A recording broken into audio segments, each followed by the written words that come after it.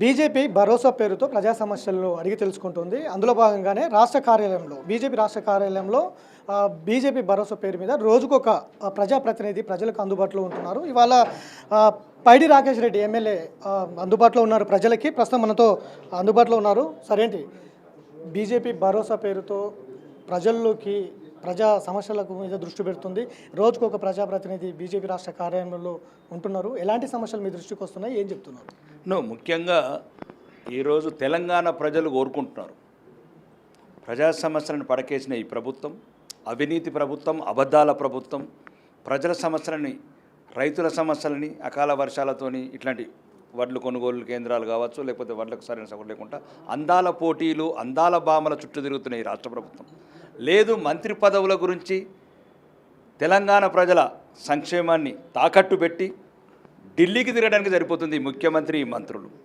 కాబట్టి తెలంగాణ నలుమూల నుంచి ప్రజలు రావడం జరుగుతుంది, వేలాది ఫోన్లు రావడం జరుగుతుంది. ఎక్కడేసిన గొంగలు అక్కడనే. సంవత్సరం 18 నెలల కింద ఏ రోజైతే తెలంగాణ ఉందో అక్కడి నుంచి ఇప్పటివరకు ఎటువంటి అడుగుడు పడలేదు. మోసపూరిత మాటలు తప్ప, అబద్ధాల వాగ్దానాలు తప్ప ఈ రాష్ట్రం కొరిగింది ఏం లేదని ప్రజలు వాళ్ళ సమస్యలు తీసుకొని వస్తున్నారు. వాళ్ళు ఒకటే చెప్తున్నారు. ఇంకా చూసినాం 8 లక్షల కోట్లు తీసుకొచ్చిన గత పాలకుని, గత ప్రభుత్వాన్ని, 2 లక్షల కోట్లు తెచ్చిన ఇప్పటి పాలకుని. కానీ అభివృద్ధి మాత్రం ఎక్కడేసిన గొంగలు అక్కడనే ఉంది. అవినీతి ఇంకా రెండింతలైంది. అరాచకాలు పెరుగుతున్నాయి, అహంకారం పెరుగుతుంది. చివరికి ఇంగ్లాండ్కి వెళ్ళొచ్చిన ఆడబిడ్డలను కూడా వదులుతలేరు ఈ కొడుకులు.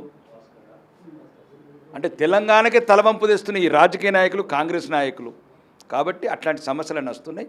ముఖ్యంగా ఈరోజు తెలంగాణ ప్రజలకు సరైన ధైర్యం, వాళ్ళకు కావాల్సిన ఒక నైతిక స్థైర్యం భారతీయ జనతా పార్టీని నింపాలనుకుంటుంది. దాని ఉద్దేశమే బీజేపీ భరోసా. ఇప్పటి నుంచి నిరంతరం ఈ దుర్మార్గం ఏదైతే రాజకీయ నాయకులు ఇప్పుడు అధికార పార్టీ ఉందో వాళ్ళు ఏదైతే ప్రజలను మరిచి ఫైర్ల మీద బతుకుతున్నారో, ఢిల్లీ ఫైర్ల మీద, దాన్ని నిలదీస్తాము. ప్రజల సమస్యలు పరిష్కరించడానికి ప్రయత్నం చేస్తాం. మీరు బీజేపీ భరోసా అంటున్నారు, కానీ బీజేపీ బీఆర్ఎస్ ఒకటే అంటుంది. కవిత ఇవాళ ధర్నా కూడా ఇంద్ర పార్కులో చేస్తుంది. ఈ ధర్నాను మీరు ఎట్లా చూస్తారు? బీజేపీ బీఆర్ఎస్ విలీనం ప్రక్రియ కూడా ఆమె పదే మీ పార్టీ మీద టార్గెట్ చేసి మాట్లాడుతుంది. కవిత గారు ఆమె ఒక రాజకీయ నాయకురాలు, కానీ ఎదుగుదల లేని రాజకీయ నాయకురాలు. అంటే కొందరు ఎదుగుదల లేని రాజకీయ నాయకురాలు ఉంటారు. కాబట్టి ఏదో తండ్రుల పేరు చెప్పుకొని మెంబర్ ఆఫ్ పార్లమెంట్ అయి ప్రజలను నిర్లక్ష్యం చేసి రాష్ట్రమంతా 100 సీట్లయితే ఓడిపోయిన మహిళ ఆమె. అలా నాన్న ప్రభంజనము ప్రపంచమంతా విరజిల్లునే టైంలో ఓడిపోయిన మహిళ అంటే అర్థం చేసుకోండి ఆమె అంటే వాట్ ఇస్ షీస్ కెపాసిటీ. కాబట్టి కవిత గారి గురించి అంత పెద్ద పట్టించుకోవట్లేదు. బీఆర్ఎస్లు, ఏఆర్ఎస్లు, ఓఆర్ఎస్లు భారతీయ జనతా పార్టీకి ఒక చిన్న గడ్డి పరకలు. ఇది దేశం గురించి, ధర్మం గురించి, సంస్కృతి గురించి, సాంప్రదాయం గురించి, సనాతన ధర్మం ఒడిగట్టకుండా ఉండటానికి ఏర్పడ్డ భారతీయ జనతా పార్టీ. ఈ దేశం ఉన్నొద్దులు భారతీయ జనతా పార్టీ ఉంటుంది. కవిత ధర్నాన్ని వాళ్ళ నాన్నని అడగాల. ఎత్తేసిన ధర్నా చౌక్ ఎట్లొచ్చింది డాడీ డాటర్ లెటర్లో కూడా ఇది కూడా రాయాల్సింది. మీరు దొరలు కుటుంబ పాలన చేసి ప్రజాస్వామ్య విలువల్ని తుంగల దొక్కి ఇదే ధర్నా చౌకులల్లా లాఠీలతో కొట్టిపించిన కవితమ్మ ఈరోజు ధర్నా చౌకులు ఎట్లా కూర్చుంది? ఫస్ట్ ఇది అడగండి మీడియా వెళ్ళి. ఇదే కవితమ్మ ట్యాంకు బండి మీద మహిళా కండక్టర్లను బట్టలిప్పి కొడుతుంటే ప్రశ్నించలేని కవితమ్మ ఈరోజు ధర్నా చౌక్ ఎట్లా వచ్చింది? ఒక్కటి బీసీలని ఈరోజు లేవనెత్తిన కవితమ్మ ఫస్ట్ ప్రభుత్వంలో 12-15 మంది ఉన్నత వర్గాల వారు 3 బీసీలకు ఇచ్చింది. అడగలేదు ఎందుకు కవితమ్మ? నాన్నని ఎందుకు అడగలేదు? డాడీ తెలంగాణ ప్రజలను ఎందుకు మోసం చేశావు డాడీ? దళితుడిని ముఖ్యమంత్రి అన్నావు, గొంతు కోసుకుంటా అన్నావు, లేకపోతే ఉద్యమంలో పాల్గొన్న ఏ ఒక్కరు అవకాశం ఇచ్చారు? కాబట్టి అదొక కుటుంబ పాలన, ఆస్తుల గురించి గొడవ, అంతస్తుల గురించి గొడవ, అధికారం గురించి గొడవ. మా బీజేపీది తెలంగాణ ప్రజల గొడవ. తెలంగాణ ప్రజల గొడవని అదే బీజేపీ భరోసా. ప్రజల గొడవ మా గొడవ, ప్రజల సమస్య మా సమస్య. ఈ సమస్యలు పరిష్కరించే వరకు ఈ రాష్ట్ర ప్రభుత్వం మెడలు వంచుతాం. ప్రతి సమస్య పరిష్కరించే వరకు అడుగుతూనే ఉంటాం. కవిత బీజేపీ వదిలిన బాలం అని అంటున్నారు కాంగ్రెస్ వాళ్ళు. దీని మీద ఎట్లా చూస్తారు? కవితతో రాజకీయం చేయించేదే బీజేపీ. అవును, ఇప్పుడు రేవంత్ రెడ్డిది, కవితమ్మది, కల్వకుంట్ల కవిత గారు, అనుమల రేవంత్ రెడ్డి గారు ఇద్దరు కలిపి కంపెనీ పెట్టుకున్నారు. మీకు డాక్యుమెంట్స్ కావాలంటే పంపిస్తాం బిగ్ టీవీకి. పార్ట్నర్లు వాళ్ళ మేమా? దీన్ని ఎన్నుకున్నదే రేవంత్ రెడ్డి కుట్ర. మొదలు రెచ్చగొట్టిండి ఆమెను పాపం వాళ్ళ ఇల్లు కాకుండా చేసిండు, కుటుంబం కాకుండా చేసిండు. నేను జైలుకి వచ్చిన కవితమ్మ కూడా జైలుకి వచ్చింది కాబట్టి ఇప్పుడు ఆమె కూడా ముఖ్యమంత్రి అవుతుందని రెచ్చగొట్టిండి. ఇప్పుడు ఇట్లా ఇంటికి కాకుండా బయటికి కాకుండా చేసిండు పాపం ఆమెని. రెచ్చగొట్టిండే రేవంత్ రెడ్డి, ఆ పాత పార్ట్నర్ కాబట్టి, కంపెనీలో భాగస్వాములు కాబట్టి ఇంకా ఏమేమి షేర్స్ ఉన్నాయో తెలియదు. రెండోది ఒకటండి, బీజేపీ బాణాలు వదలదు. బీజేపీ ఒకటి ఈ దేశానికి భరోసా ఇస్తుంది, ఈ రాష్ట్రానికి భరోసా ఇస్తుంది.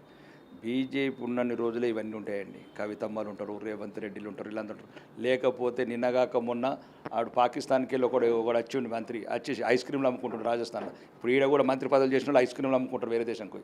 మేము దేశాన్ని కాపాడుతున్నాం, ఈ దేశాన్ని సురక్షితంగా ఉంచుతున్నాం, వికసిత భారత్ చేస్తున్నాం, ఈ దేశంలో ఉన్న మెజారిటీ ప్రజలని ఆత్మాభిమానం నిలుపుతున్నాం. కాబట్టి ఈ చిల్లర రాజకీయాలు, కుటుంబ రాజకీయాలు, అవినీతి రాజకీయాలు లేదు. ఢిల్లీ సుల్తాన్ కమ్మ కూడా ఉన్నారు, ఇలా ఒక్కరన్నా మంత్రి ఉన్నారు చూడండి, ఒక్కడన్నాడు రాష్ట్రంలో, అందరూ పోయి ఢిల్లీలో కూర్చున్నారు. ఇటలీ సంతానం ముంగట మోకరిల్లుతున్న జనాలు చూడండి మీరు ఢిల్లీలో. ఈరోజు రైతులు కల్లాల మీద, రోడ్ల మీద రైతు ఏడుస్తున్నారండి. వడ్లు రాలేదు, సన్నాలు రాలేదు, రైతు భరోసా రాలేదు, ఇవి అడుగుతారని పారిపోతున్నారు. కాబట్టి ఈరోజు ఈ రాష్ట్రంలో ఉన్న కాంగ్రెస్ ప్రభుత్వం అన్ని రంగాలలో విఫలం చెందింది, అన్ని రంగాలల్లో. కాబట్టి ఇట్లాంటి సైడ్ డైవర్షన్ పాలిటిక్స్ వద్దు. ఇప్పుడు ఈ రాష్ట్రానికి కావాల్సింది ఏంది? రైతులకు ముఖ్యంగా పెట్టుబడి సాయము మరియు రైతు రుణమాపని. అందరికీ రుణమాపని కొందరికి ఇస్తుంది కాబట్టి మిగతా అందరికి చేయాలా. ఇంకా మిగతా మహిళలకు మీరు ఇస్తామన్న 2500 ఎప్పుడు ఇస్తారు? లేదు స్కూటీలు ఎప్పుడు ఇస్తారు? లేకపోతే ప్రియాంక గాంధీ గారు స్పెషల్గా ఫ్యాక్టరీ పెడుతున్నారా? కామారెడ్డిలో ఇప్పటికి అడ్రస్ లేదు ప్రియాంక గాంధీ. ఆ స్కూటీలు ఎప్పుడు తయారు చేస్తుంది? లేకపోతే ప్రియాంక స్కూటీలను తయారు చేసి పంపిస్తారా తెలంగాణకి? ఇవన్నీ సమాధానం చెప్పాలి కాంగ్రెస్ నాయకులు. కాబట్టి చిల్లర ముఖ మరోవైపు కవిత బీజేపీకి చాలా దగ్గర అవుతుంది అనే చర్చ కూడా జరుగుతున్నట్లు. అది మేము కవితని వచ్చి కాళ్ళు పట్టుకున్నా తీసుకోం. ఈ కలంక రాజకీయ చరిత్రలో మేము తీసుకోం. కాబట్టి ఒకటి మళ్ళీ మీకు అదే చెప్తున్నాం, ఈ ధర్మం గురించి, ఈ దేశం గురించి, హిందువుల మనోభావాల గురించి, ముఖ్యంగా అభివృద్ధి, ఈరోజు వికసిత భారత్ గురించి ఆలోచించే పార్టీ. అట్లా అవినీతి పరులు, టీఆర్ జైలుల గురించి మేము అంత పెద్ద పట్టించుకోము. ఓకే, రాజకీయ అరంగేట్రంలో, ప్రజాస్వామ్యంలో కవిత గారికి ప్రజాస్వామ్యంలో అన్ని హక్కులు ఉన్నాయి, పార్టీ పెట్టుకోవచ్చు, ఇంకేదైనా వేసుకోవచ్చు. లేదు ఆ లాకర్ వాళ్ళ నాన్న లాకర్ తాళం చేయిస్తలేడని తెలిసింది. ముగ్గురికి సంతోషానికి ఇచ్చిండు, బావకి ఇచ్చిండు, అన్నకి ఇచ్చిండు. ఆ ముగ్గురే కదా దయ్యాలని ఆమెనే చెప్పింది కదా. కేసీఆర్ ఎంబడి ఎవరు ఉంటారు? ఏ దయ్యాలుంటే చూసినాం ఎప్పుడైనా 10 ఏళ్ళలో? హరీష్ రావు, సంతోష్ రావు, ఏమంటారు కల్వకుంట్ల తారక రామారావు, ఈ ముగ్గురు రావులే ఉంటారు కదా. ఆ ముగ్గురే దయ్యాలని ఆమె చెప్పింది. కాబట్టి మీ ఆస్తుల గొడవ మీరు తెలుసుకోండి, తెలంగాణ ప్రజలకు అంటగట్టకండి మీ ఆస్తుల గొడవ. సో ఇది మొత్తం మీద బీజేపీ భరోసా రాష్ట్రంలో ఉన్నటువంటి ఏదైతే రాష్ట్ర ప్రభుత్వం ఇచ్చినటువంటి వైఫల్యాలపైన ప్రజలు అనేక ఇబ్బందులు పడుతున్నారు. ప్రజా సమస్యలు తెలుసుకునేందుకే ఈ బీజేపీ భరోసా ఏర్పాటు చేసినాం. ఇంద్ర పార్కులో కవిత ధర్నా ఎందుకు చేస్తుందన్నది వాళ్ళ డాడీని చెప్పాలి. ఇంద్ర పార్కును ఎత్తేస్తామన్న కవిత ఇవాళ అదే ఇంద్ర పార్క్ వేదికగా ధర్నా ఎట్లా చేస్తుంది అనేది కూడా క్వశ్చన్ చేస్తున్నటువంటి నేపథ్యం. Video journalist Goustav Venkat, big TV, Hyderabad.